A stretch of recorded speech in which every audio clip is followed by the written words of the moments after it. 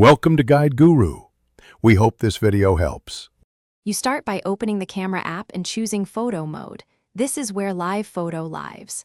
Tap the live photo icon. It looks like concentric rings to enable capture of motion and sound.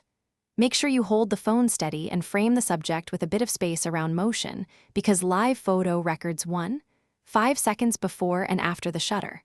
Once done, you're ready to press the shutter. This initial setup ensures the phone records useful and now press the shutter once to capture the live photo. Don't hold it down. The phone records a short clip around the moment you tapped, which preserves context and motion.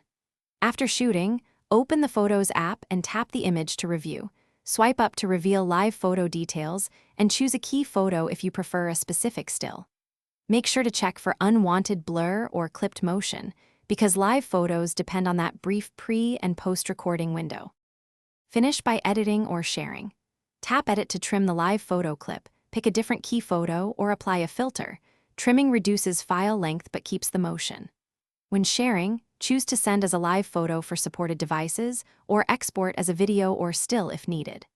If live photo won't record, make sure camera permissions and storage are okay, confirm live photo toggle is on, and restart the camera app. That usually resolves common glitches. Thanks for watching. Consider subscribing if we helped you today.